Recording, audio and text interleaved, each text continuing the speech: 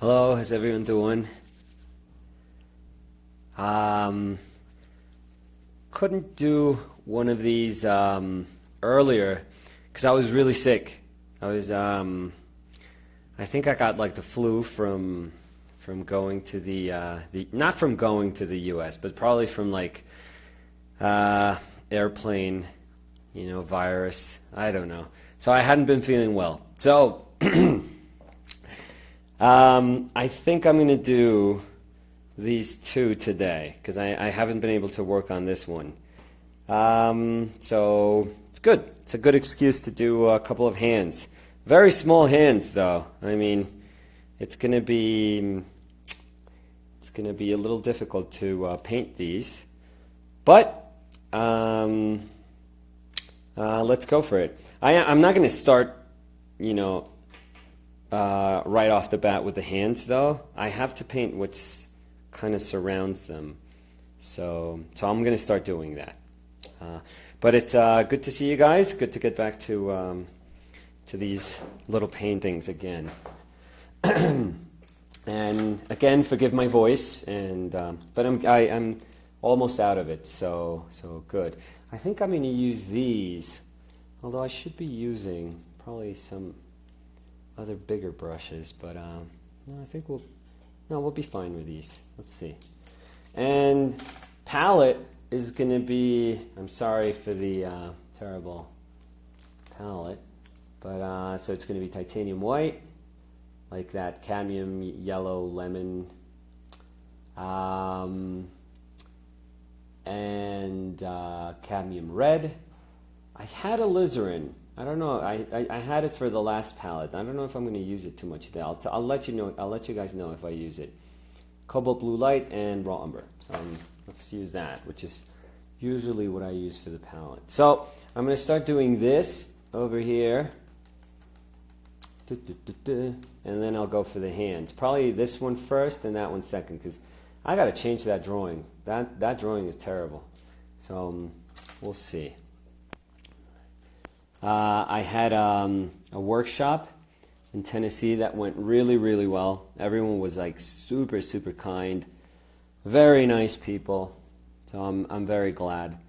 I'm really, really glad. I did get like food allergies over there. So there was one night that I was just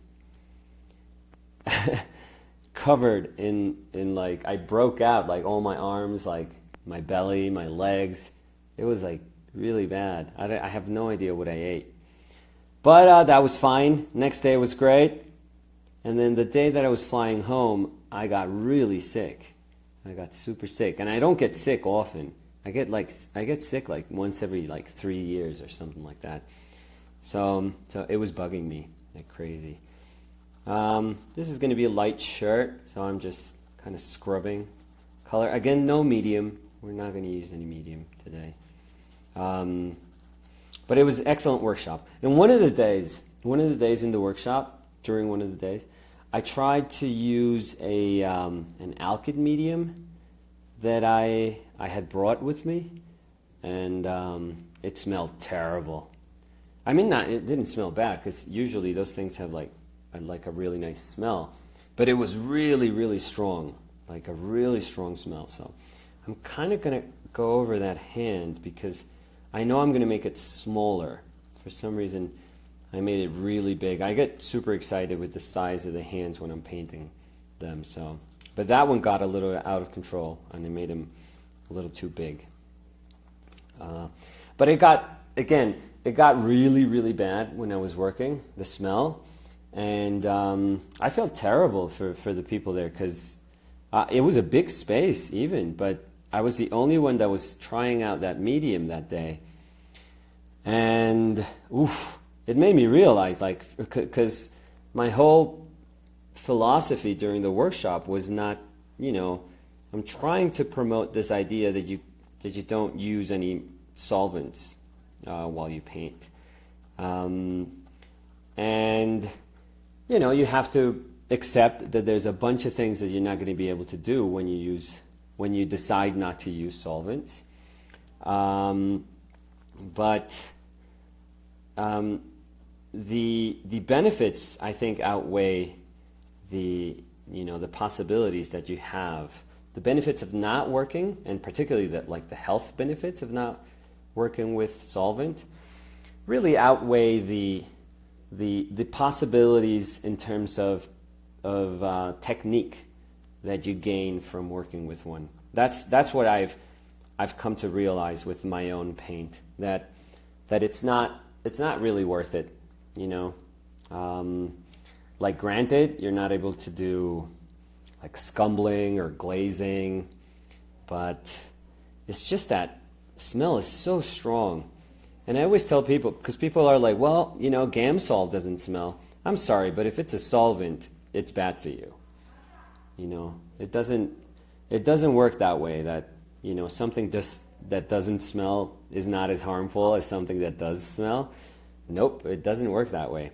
If it's able to dilute, paint off your brushes, if you're able to clean your brushes and your palette with that thing, then it's not good for you. It doesn't matter if it smells like orange or roses. It doesn't matter. If it's able to strip paint down from your palette and your brushes, then it's terrible, And regardless of the smell, regardless of if it smells. And the sad thing, because it is sad, is that there's a ton of great things that can be done with medium.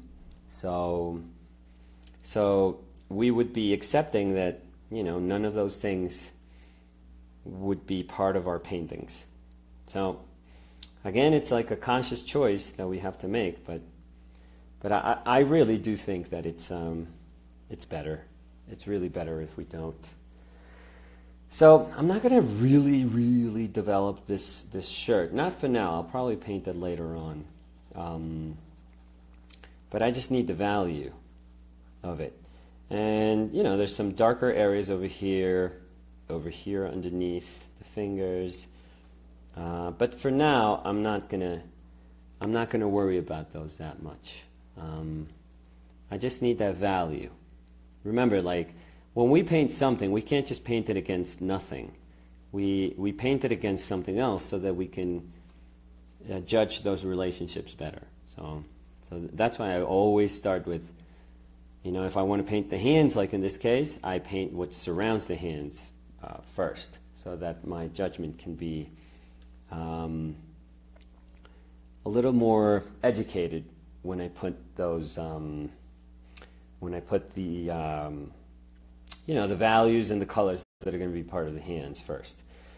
And I'm looking at my reference, and I'm thinking I'm probably going to change the drawing not quite a bit. It's not going to be very different, but I think that I'm going to make subtle changes. It's going to change in very very small ways, but significant ways, maybe. We'll see. We'll see how that goes. With this one, yeah. It's so funny. I make these really kind of tight pencil drawings, and then when I start painting, I'm like, oh my God, what was I doing?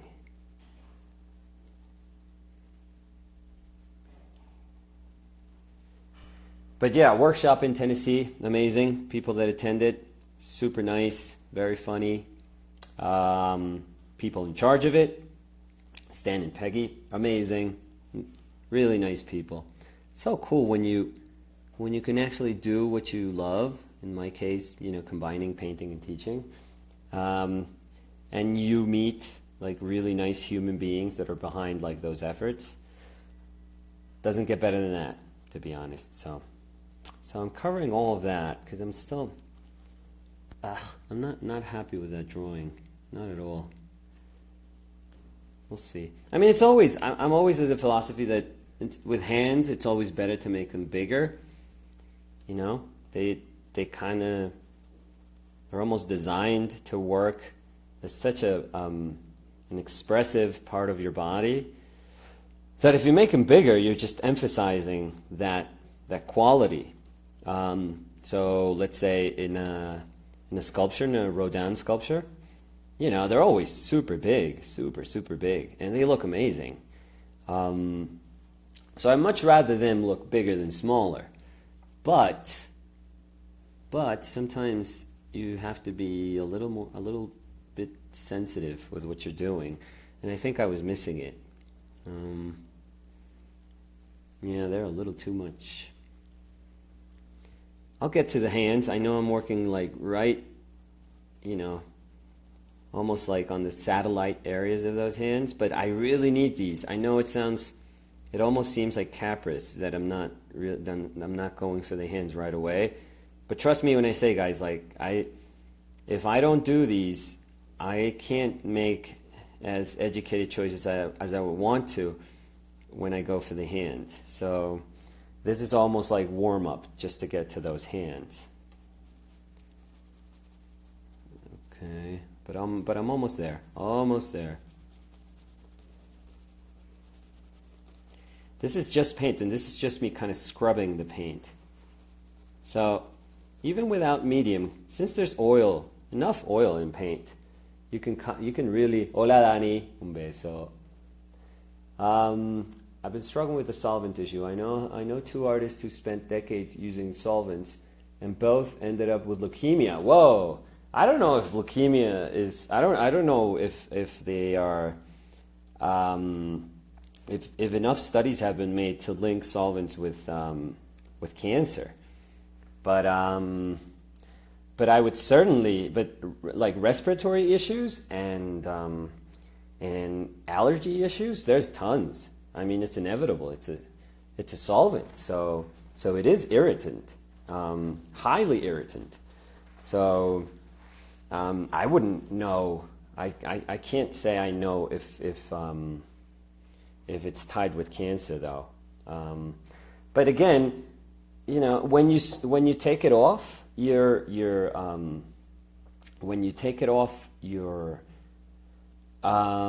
practice, at first you kind of miss it because you are not going to be able to use traditional mediums, but eventually you realize that it's not. You weren't missing that much.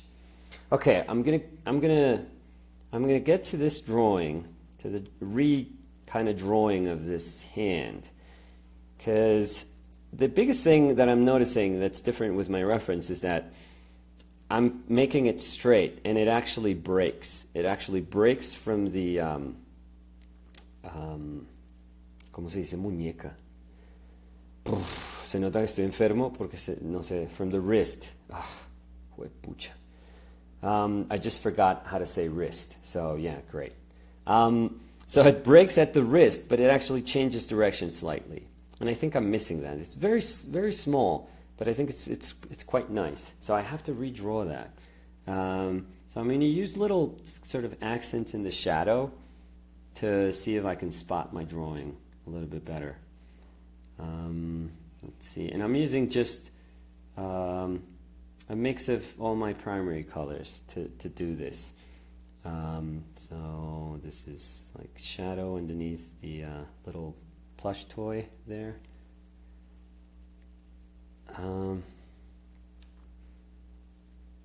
So right now I'm just looking for distances. This is very nice. She has like a rubber band.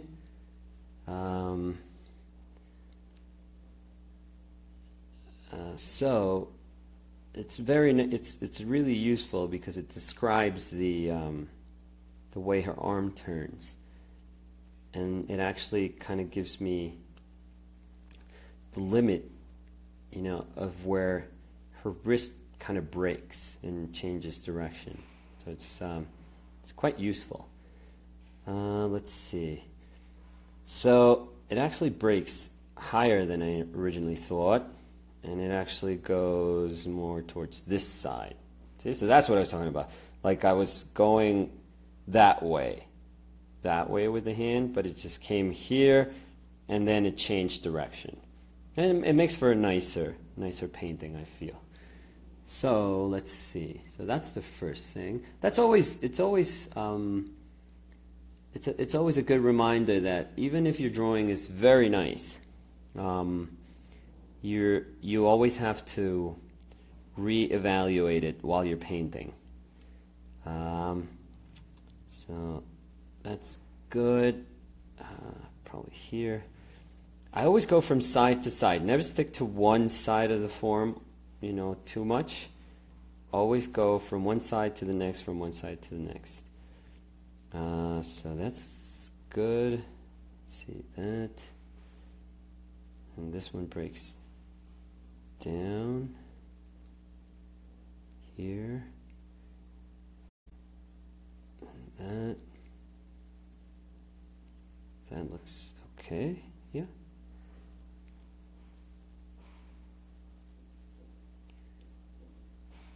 And then this here.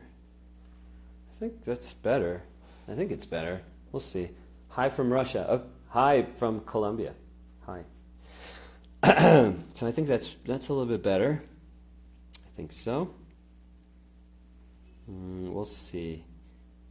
I still haven't determined how long I kind of want to make those fingers. Maybe I'll cut them a little short, but for now it's okay.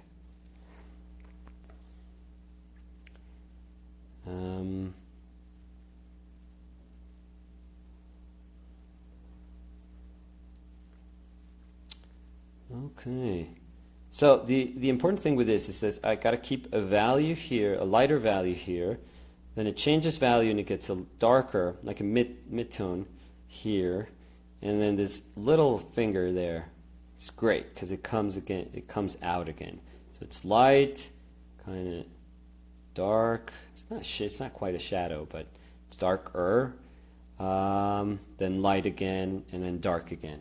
It's very nice. It's it's almost like a staircase with hands. So that's pretty good. I think that's a lot better. Let's see. So I'm going to start not with the light. I'm going to start with the darker kind of midtones there. But they're still. I would hesitate to call them darks though. But they play the role of shadows in that hand. So. But I want to get to those. We'll see. So this one's really nice, and it has a ton of blue in it because there's so much sort of white surrounding it that it reflects. It kind of fills up all that shadow, so it's very, very cool right there. Not throughout the hand, but in that particular area, it's super cool. And in here, actually, it's a little bit too. And in here, it really reflects that light. So that part, it seems like a ton of fun. If I can really get that right, that looks like it's going to look really cool. But then in this middle area, it's warmer. It's a lot warmer. So we'll see that.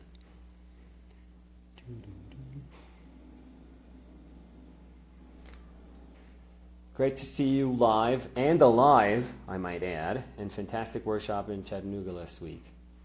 Thank you. No, it was awesome. It was really awesome. People were you guys were really, really, really nice. So I'm always glad when I get to meet people, talented artists. You have fun working with them. You learn from everyone that's there. You share your knowledge. And hopefully you can do some good paintings. That's the toughest part. You're hoping that the little bit of time that you dedicate to doing the demos can be informative, can be really helpful to everyone. So that's darker. This area is going to make a lot more sense when we do this lighter color here.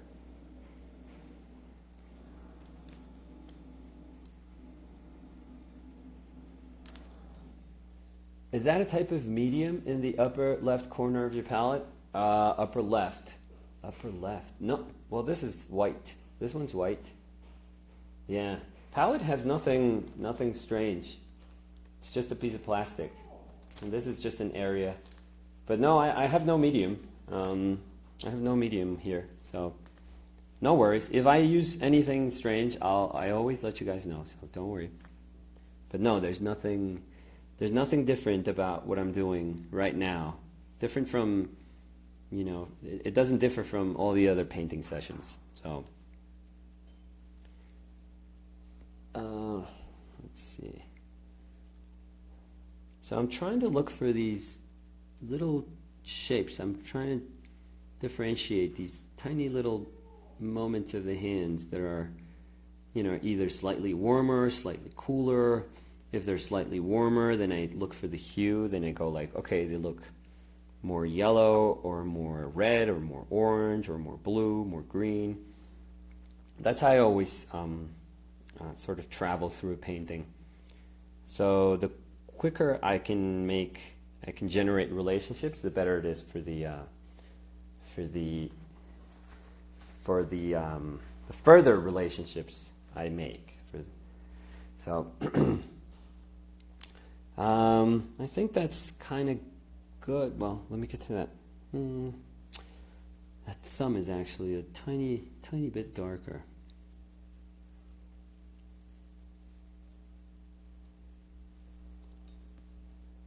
Couldn't see the white. Oh, yeah. Yeah, you were probably mistaking the white for some sort of medium. But yeah, no, there's nothing there.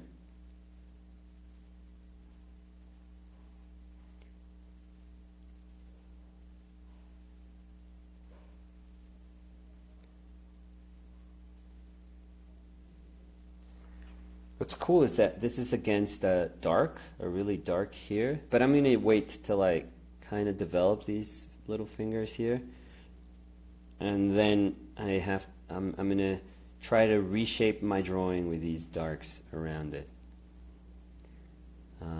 So that's the plan, I guess. I spotted like a darker gray behind the hand. Also, let me see if I can get that right now.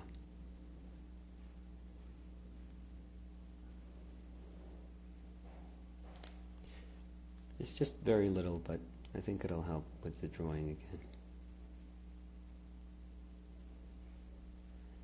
I have to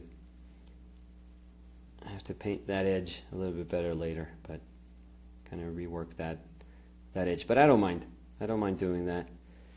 Like the whole point of painting is not just going straight to the edge of that form, but having color against color describe form. So I'll get back to that. Let's see. There's more space here than I thought in here.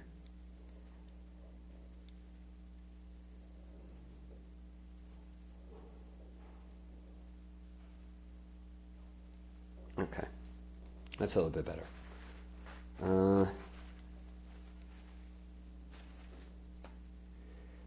So I'll go for these lights. Should start making a difference. Should. I'm always hopeful that those moments that you're saving, you kind of save up those values so that when you put them there, they kind of do something. And many times it's like, okay, drum roll, and you put them down and it's like, oh God, nothing happened. So that sort of happens. You want there to be like trumpets playing, angels coming out like a big ass rainbow in the sky once you put that stroke down. And many times it's like blah blah, nothing. But you have to work for those moments, and when you don't hit them, then you start saying, okay, what happened? Because this should have worked. This should have kind of meant something while I was painting. So I'll get back to that little rubber band there. But for now,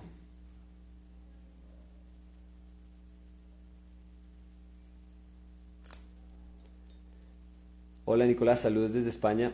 Any news of crowdfunding?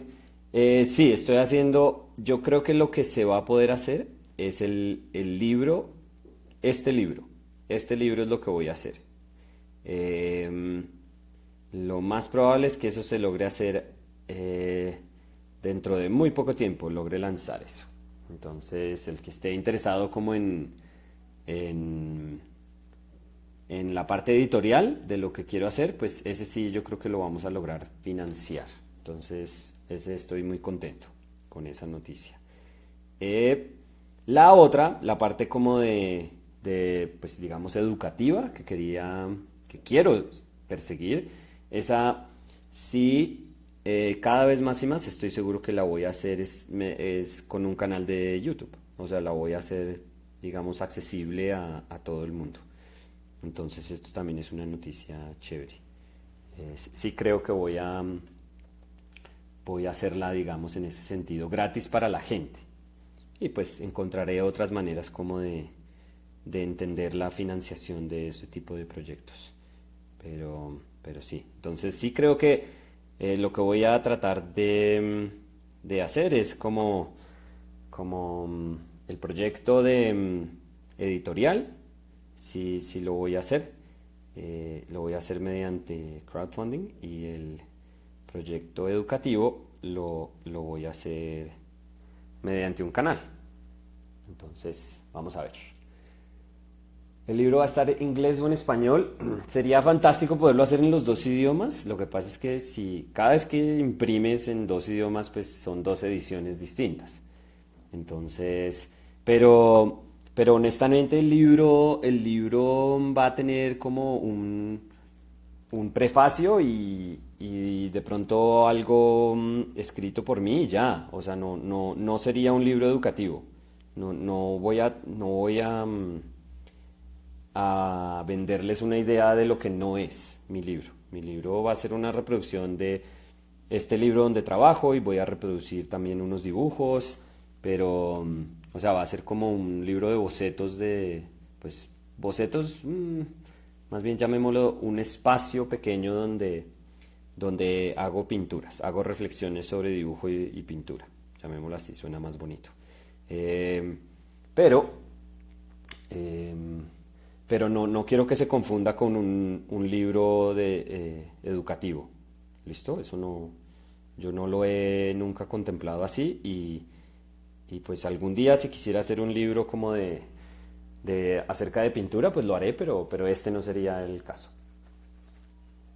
Hello, may we look at the reference? Yeah, I've shown this reference picture, but I'll show it in the end, I promise. I always show it in the end. I don't have any, problems showing it in the end, so don't worry, I'll show it. So, as you can see, it's kind of working because that that sort of did the trick, and these fingers also did the trick. That's a little too light for these two, but I'm fine with that. I'll check those in a little bit. And the important thing is to go from, that was nice, that dark to light to dark to light to dark. That rhythm is really, really important for those fingers to sort of make sense. So that's cool. And I have a darker dark over here also. I think I need some brushes, but no, these will be fine. And I have some darker darks over here that are going to help me a ton too. So let me see if I can start laying them down. I don't want to try and draw these fingers out entirely right now, but I'll just to show you guys, like there's going to be dark there, dark there. I think it's probably going to go up to there. That finger's probably, yeah, maybe it's probably going to go up to like here, maybe. There's a little dark there. And there's this one here. This one right over here. Like that.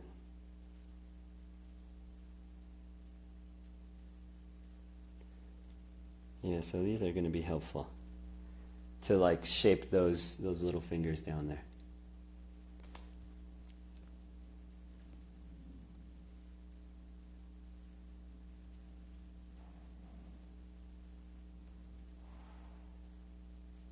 Great, cool. ¿Podemos ver la paleta mientras pintas? Podría, lo que pasa es que cuando muevo esta pintura abajo para que se vea la paleta, entonces a ustedes les queda toda la pintura encima del chat. O sea, el chat cubre toda la pintura.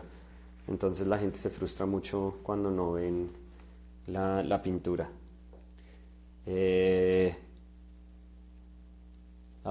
Thanks, Simon. Thank you. You're very kind. Thanks. Entonces sí. Sí, entonces por eso la ubico así. Por hoy ubiquémosla así para que se pueda ver un poquitico más la mano que la paleta. Bueno. So these are those darks I was talking about. So all my surrounding values I think are working quite nice. Now I'm gonna go for some darks inside the hand. Just some very, very small, darker darks. They're a little more intense inside the hand. And I think those will provide like a nicer range also. I'm hesitant to use that alizarin because I don't remember if I was using alizarin for her head. I don't think so. I can't spot anything that's very cool in there. So, but I may be wrong. Ugh, I forget.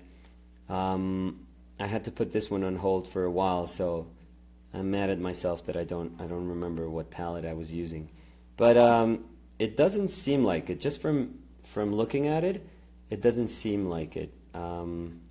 Remember that in your hands, your fingers they're not born at the same sort of distance, at the same, it's not in a line. It actually goes like that.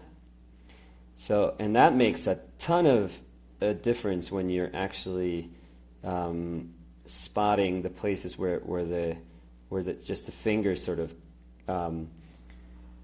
projects. There's a gesture to that origin, and it's a curve. It's a really nice curve that obviously peaks at this one moment in the middle finger, between middle and ring finger, and then it goes down between the ring and your pinky. So always remember that, because a lot of people just do these straight, and it doesn't work. If you do that, then you kill the gesture of the hand.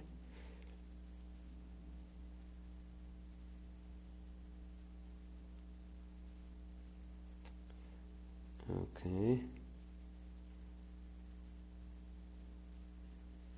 So I got that. I'm kind of spotting these. I think I'm drawing them out a little too much, but I'll get back to painting them with a closer value.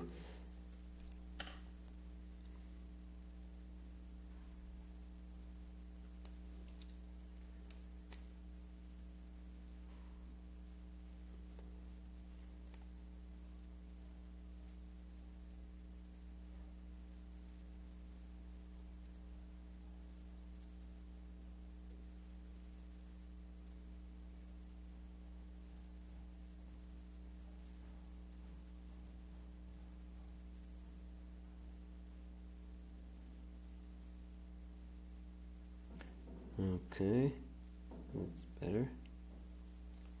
Okay, cool. Is this from reference photo? Yeah. My kid is not playing dead right now. Yeah, she's, yeah.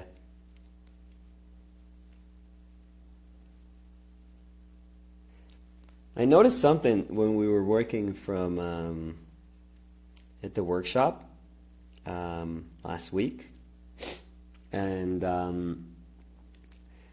it is, we had a model that was just starting out, and she was doing this amazing effort in trying to stay still, and she had a pose that was a little tough for her to hold. She was trying to hold her whole body weight, and she was pushing herself to just hold her body weight on this one arm, because this pose actually sort of leaned into this one arm. And it was very hard for her. So she was able to hold that pose for maybe 5 minutes at a time, and then she would have to change. Sometimes it was even less. and she would just kind of stretch and go back to it. But it was so, I mean, it was so hard. It was so hard for me to watch because I know that, you know, when models, they're starting out, they can make, you know, essentially a mistake like that, which is they don't really know their bodies well enough, so they take poses that are very strenuous, and they don't realize it in the first or second pose, but, you know, eventually they start noticing it, and felt really bad for her.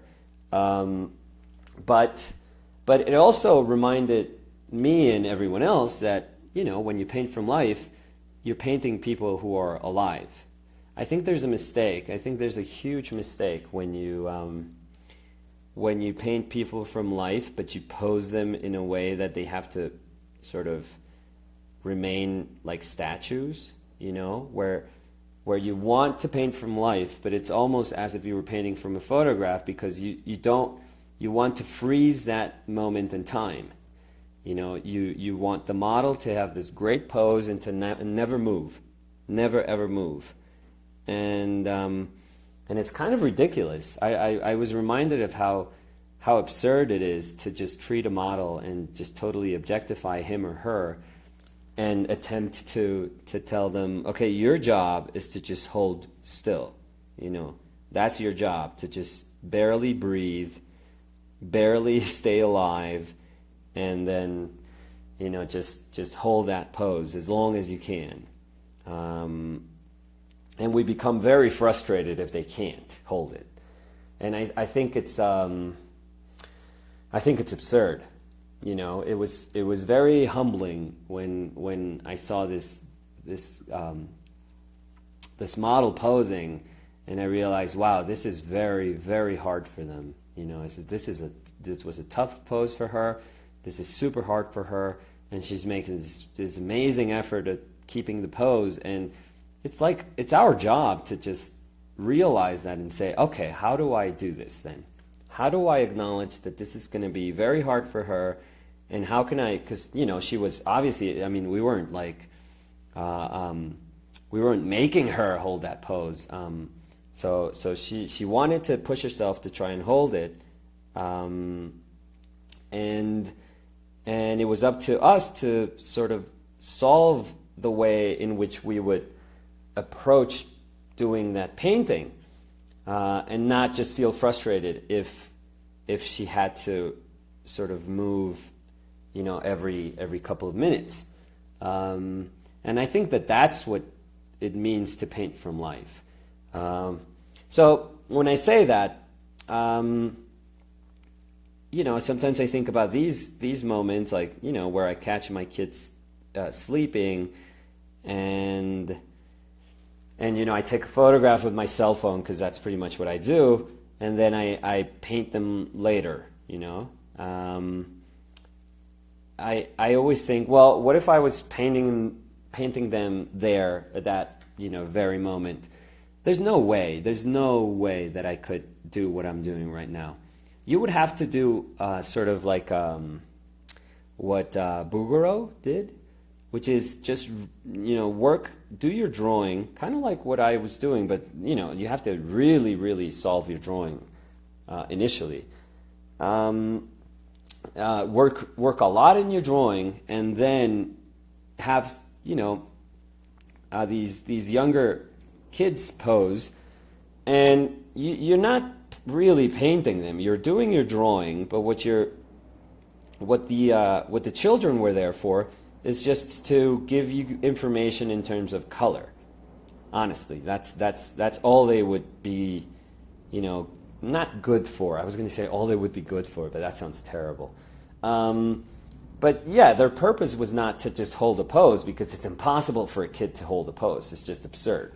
You're asking somebody to go against their nature. You know, a kid's nature is to move constantly. So even, you know, they just can't. They just won't be able to like sit still. And you could bribe them with whatever you want, but they won't. Honestly, it just won't be able. Or it's going to be hell for you. You know, for them and for you. Honestly, if you're just unwilling to understand that a kid is always going to move.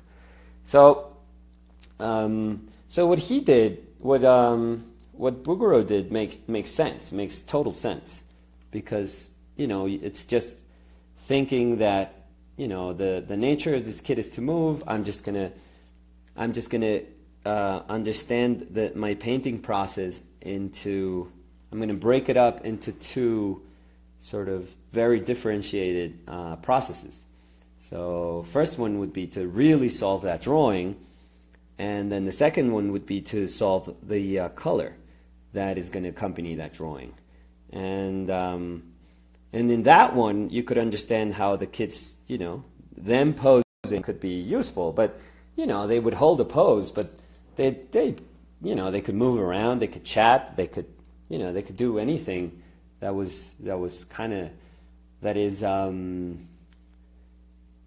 is relevant to their nature, but not just attempt to act like freaking statues.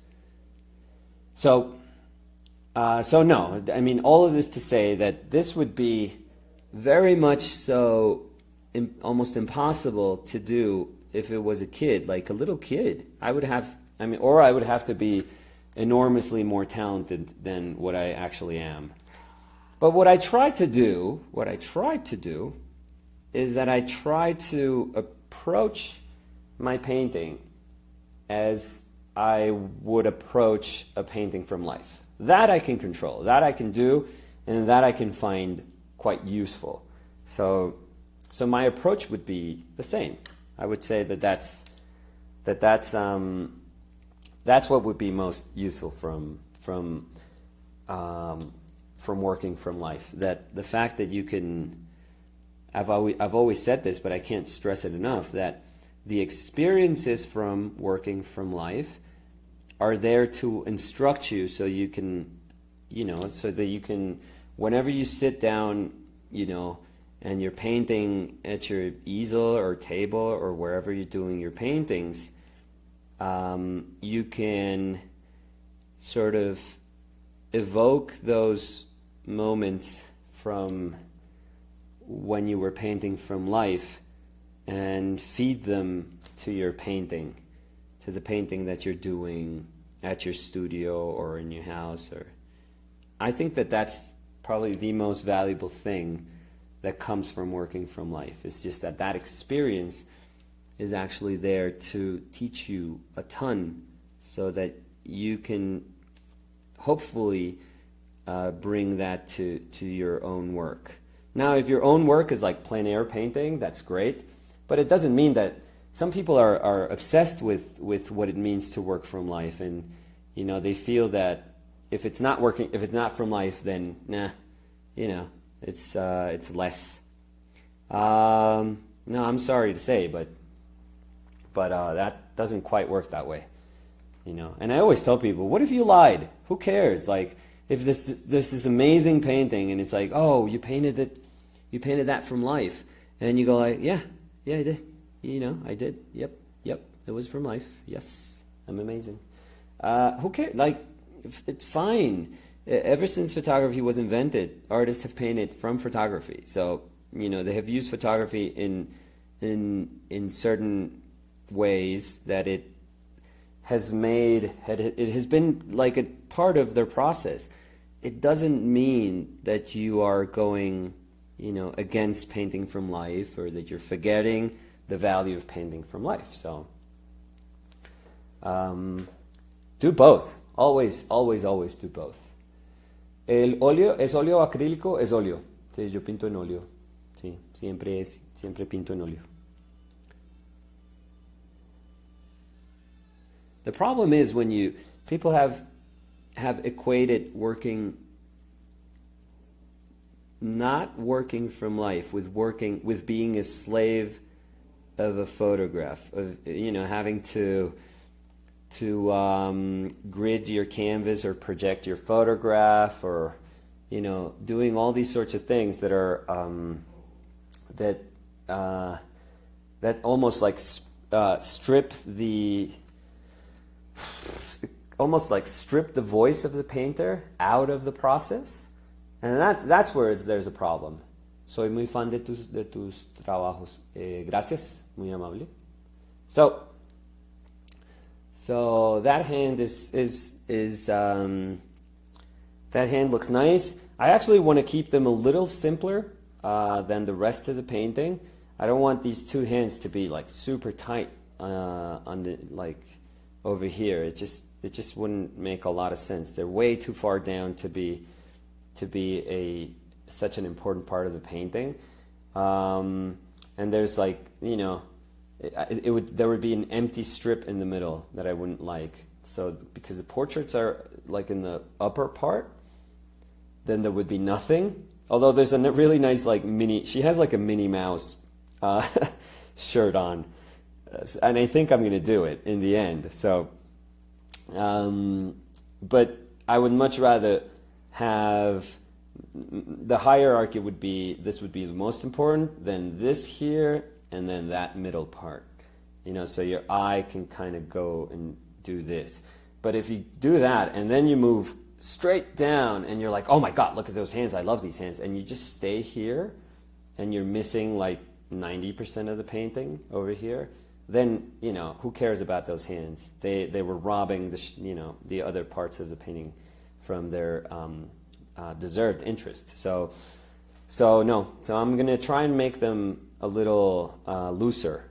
So without, you know, it doesn't mean that I'm just, you know, I'm just going to do them haphazardly. Like I still have to solve them really nicely. So I think I'm missing like one little stroke over there, and then I'll go to the other hand, and then we can further develop them if I see that something is missing still. But this would be like a very nice block-in for that hand, and yet, you know, it could serve as a solved. I mean, I feel they're resolved, so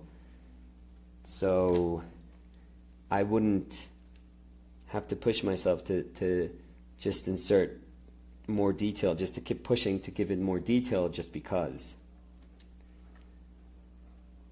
Okay, let's see.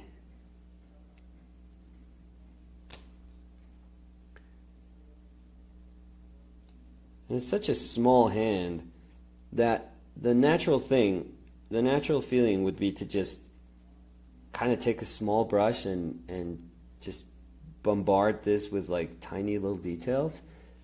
And I feel that that's the one thing that I want to try to avoid, because it doesn't make a lot of sense if I do that.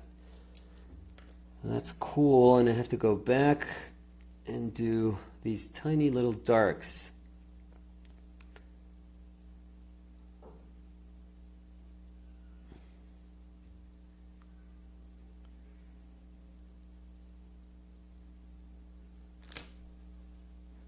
What did you use for the mix of colors? I have a very small palette that I'll show in a little bit again. But I'm very much so using variations of my primaries, which in this case again are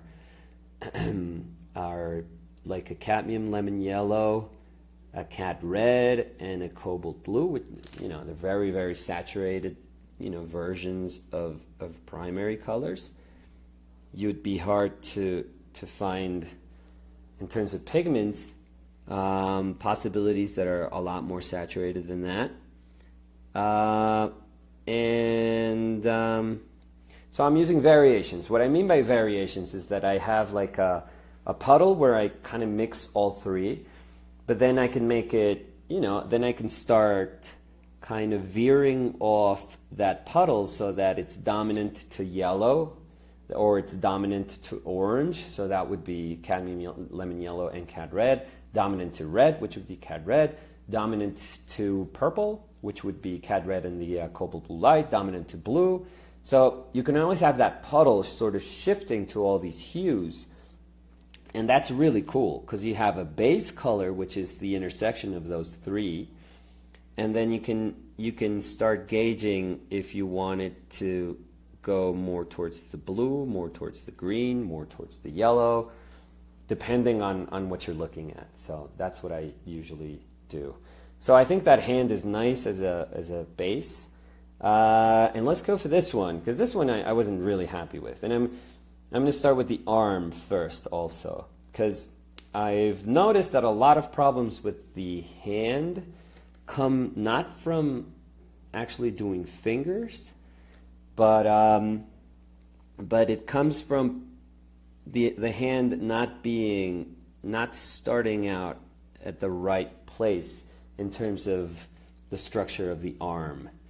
It doesn't follow like the gesture of the arm. So I need these darks here, which are very nice for the shirt, but they also give me like they give me a nice reminder of what the darker dark around those, in the surrounding areas of that arm and hand looks like. So it's good to just kind of put it down and have it there as a reminder. Yeah, the drawings here is not great. So it's probably like over here.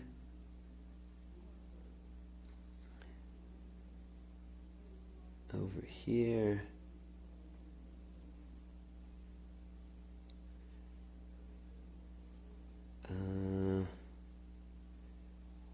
That's not bad, but this was way too sort of thick for her. This was way too thick over here. And this, what I was saying, describing about that curve in that hand that goes this way, and that one goes that way.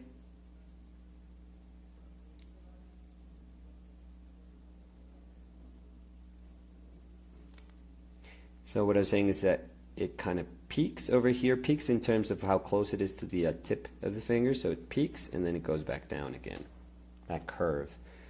Let's see.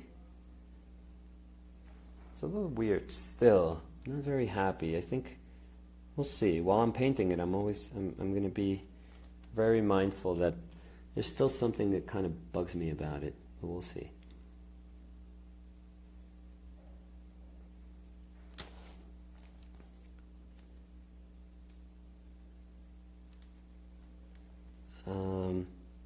It's funny because this, in terms of value, is quite close. I mean, it's not super close, but it's close to that value, actually. It just changes in temperature. It's just really a lot warmer. It gets darker here, underneath that thumb.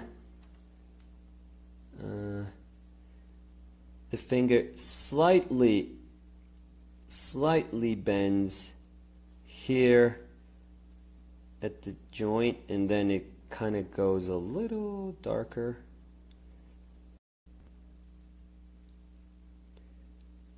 Same with this one, and then this one's beautiful. Like the little pinky is bent, kind of like that one. That's kind of, it's bent a little bit harsher. That's what's happening with this hand. But it's very subtle. That's what I'm missing. Ugh. We'll see. We'll see how it goes. Sorry, I already went over Spanish already, but did you fill us on the crowdfunding project? Oh, yeah. So I think I think what I'm... No, I don't think. Like, this is what I'm going to do. Because I actually talked to some people that are going to help out here in Bogota. Some, with the help of my sister, I was able to speak with some representatives at the bank, and they're going to be very helpful in helping me get the helping me get the funds for the project in an account here in Colombia. So there's not going to be any trouble, any foreseeable trouble in that sense. Hopefully. Now what I have to do is just some legal stuff, like a bunch of paperwork, so that I can do that. Because again, everything that I want to do has to be done correctly. I mean, in terms of taxes and in terms of obeying the law. We're going to do everything the right way. So I don't want to make any mistakes in that sense. So I think that is probably going to work out really well. But I've decided to do the so the editorial part of the project I can crowdfund. So that means that the book that I want to do on these small paintings I've been doing on my sketchbook and some drawings I'm going to do. So that's very exciting for me because I really love making really nice art books. So that's going to be super cool for me again. But the education side of it, I am going to do through a YouTube channel, and then that's going to be free.